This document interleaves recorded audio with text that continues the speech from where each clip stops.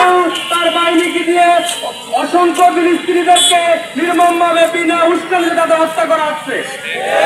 ফিলিস্তিনে দেখেছি আমরা হাজার হাজার মানুষকে হত্যা করা হচ্ছে, কিন্তু এর বিচারের জন্য কেউ দাবি করছে না।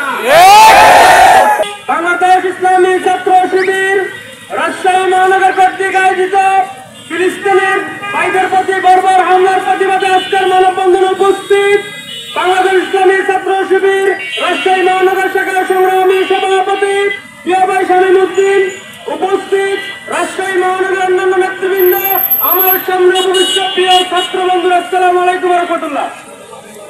প্রিয় উপস্থিতি, আপনারা জানেন 2023 সালের 7 অক্টোবর থেকে ইসরায়েলি হানাদার বাহিনী ফিলিস্তিনের মানুষকে নির্মমভাবে হত্যা করে যাচ্ছে। এখন পর্যন্ত প্রায় 50,000 ভাইকে হত্যা করেছে। এখন পর্যন্ত অসংখ্য শিশু নারীকে হত্যা করেছে।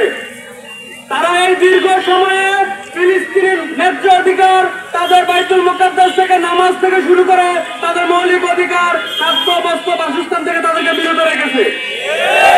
মার্কিন মদতপুষ্ট ইসরায়েলি হানাদার বাহিনী ও জঘন্য খুনি নেতানিয়াহু তার বাহিনীকে দিয়ে অসংখ্য ফিলিস্তিনিদেরকে নির্মমভাবে বিনা উস্কানিতে তাদের হত্যা করা হচ্ছে। প্রিয় উপস্থিতি, আমরা আজকের আয়োজন থেকে বলতে চাই, বাংলাদেশে তথা পৃথিবীর যত মুসলমান সমাজ আছে সকল মুসলমানদের হৃদয়ে আঘাত লাগেছে গত কয়েকদিন আগে যে 342 জনকে নির্মমভাবে হত্যা করার কারণে। আমরা তাদেরকে ধিক্কার জানাচ্ছি।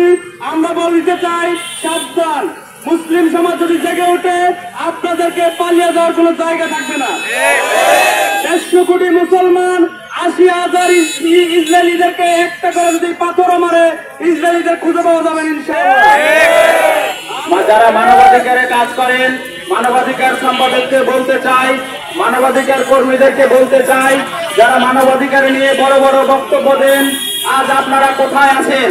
এই গণহত্যা চালাচ্ছে, তারপরে আপনাদের কোনো ভূক্ষেপ দেখছি না, এখানে কোনো পদক্ষেপ দেখছি না। আপনাদেরকে বলতে চাই যে গণহত্যা চালাচ্ছে তারা, এদের বিরুদ্ধে আপনাদেরকে অ্যাকশন নিতে হবে। আপনারা জানেন পৃথিবীর সব মানুষই আমাদের কাছে গুরুত্বপূর্ণ। আমরা শুধু অন্য রাষ্ট্রের প্রতি যখন মানুষকে যখন হত্যা করা হয় সারা দুনিয়াব্যাপী তোলপাড় হয়ে যায়, কিন্তু ফিলিস্তিনে দেখেছি আমরা হাজার হাজার মানুষকে হত্যা করা হচ্ছে, কিন্তু এর বিচারের জন্য কেউ দাবি করছে না। বর্তমান সরকারকে বলতে চাই, আপনি তো নাকি শান্তিতে নোবেল পুরস্কার পেয়েছেন, কিন্তু এখন পর্যন্ত একটা বিবৃতি দেওয়ারও আপনি সাহস পাননি। আজকে এই মানববন্ধন থেকে বলতে চাই যে আমরা নিজ নিজ জায়গা থেকে সর্বোচ্চভাবে ইসরায়েলের যে পণ্যগুলো আছে পণ্যগুলো বয়কট করবো ইনশাআল্লাহ। মানববন্ধনে অংশগ্রহণ করার জন্য সবাইকে ধন্যবাদ জানিয়ে আজকে এই মানববন্ধন শেষ করছি।